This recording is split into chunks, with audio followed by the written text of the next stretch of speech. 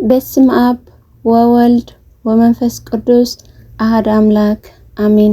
በክርስቶስ ክርስቲያን በወልድ ወልዳን በመንፈስ ቅዱስ መንፈሳውያን ዝተሰመኹም አፍቀርቲ ቅድስት ድንግል ማርያም ከመይ ኣለኹም?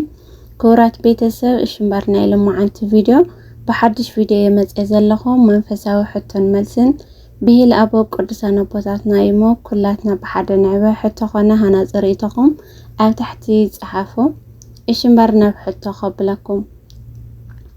ሕቶ ቁጥር 1 ኩሉ ግዜ ዘመስግን አንደበት ካብ ልዑል እግዚአብሔር በረኸት ይቕበል ዝበለ ቅዱስ አቦ ቅዱስ ማር ይስሐቅ ይበሃል። ሕቶ ቁጥር 2 ትሕትና ነፍሲ ወከፍ መሰረት ኩሉ ጸጋታት ትዕቢት ከዓ ስር ኩሉ እከይ እያ ዝበለ ቅዱስ አቦ ቅዱስ ሙሴ ጸሊም ይበሃል። ሕቶ ቁጥር 3 ሰይጣን አባኻትኩም ብጣዕሚ ሕማቕ ነገር ብምምጻእ እንተሕዘነኩም ንስኻትኩም ድማ ኢዮብ ኣብነት ብምግባር እግዚአብሔር ይመስገን ብምባል ኣሕዝኖ ዝበለ ቅዱስ አቦ ቅዱስ ዮሐንስ አፈወርቅ ይበሃል። ራብዓይ ሕቶ ሓደ ጸላእ ጥራይ ኢና ተኣዚዝና ንሱ ድማ ዲያብሎስ እዩ ምስኡ ፈጺምኩም ከይትዕረቑ ምስሓውኩም ግና ኣብ ውሽጢ ልብኹም ፈጺሙ ጽልኢ ኣይሃለኹም ዝበለ ቅዱስ አቦ ቅዱስ ዮሐንስ አፈወርቅ ይበሃል። ሓምሻይ ሕቶ ካብ ብጽድቁ ዝምካሕ ጻድቕ ሰብ ስለ ኃጢአቱ ዝበኪ ዘማዊ ሰብ እግዚአብሔር ይፈትዎ ዝበለ ቅዱስ አቦ አባ ጊዮርጊስ ዘጋሰጨ ይበሃል።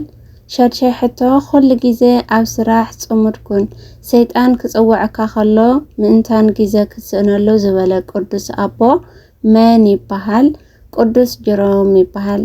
ሻብዓይ ሕቶ ንጥበበኛ ሰብ ስቅያት ናብ አምላኽ የዘክሮ ነቶም ዝርስዕዎ ግና ይሰብሮም ዝበለ ቅዱስ አቦ መን ይበሃል? ቅዱስ ማርቆስ ናይ አስቆንጠስ ይበሃል። ሻምናይ ሕቶ ቃል አምላኽ ዘይሰምዕ ሰብ ካብታ ጸማም እዝኒ ዝኾነት ተመን ብምንታይ ክሓይሽ ይኽእል ዝበለ ቅዱስ አቦ መን ይበሃል? ቅዱስ ዮሐንስ አፈወርቅ ይበሃል። ታሽዓይ ሕቶ ቅንአት አምላኽ ምጥራይ ኃጢአት ካብ ምግባር ይኽልክለና ዝበለ ቅዱስ አቦ መን ይበሃል? ቅዱስ አባ ሙሴ ጸሊም ይበሃል።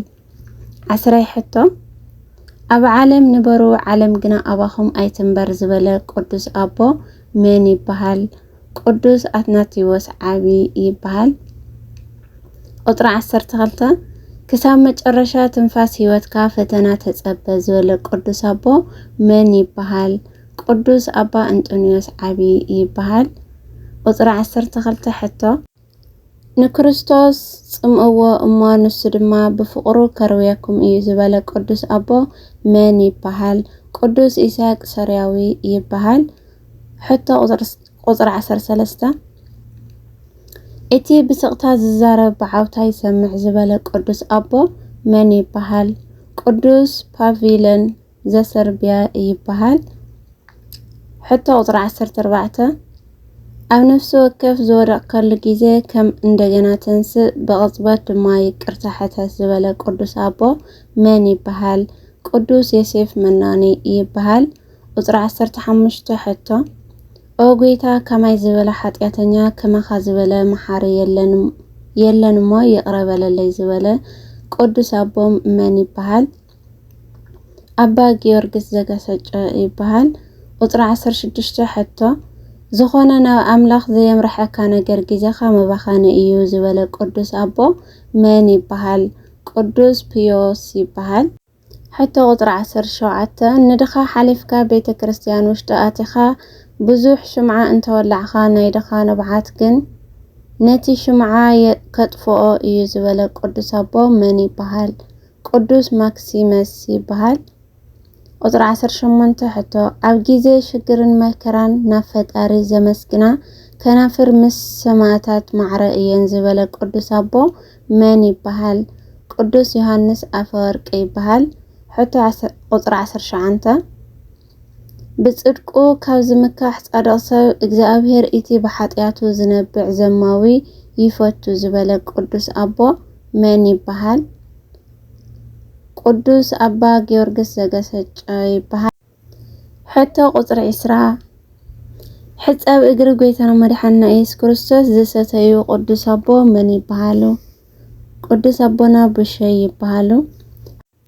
እሺ ክብራት ቤተሰብ ንዝነበረና ጻንሒት ናይ ቅዱሳን አባታትና ቃል ኣብ ልብና ይሕድረልና።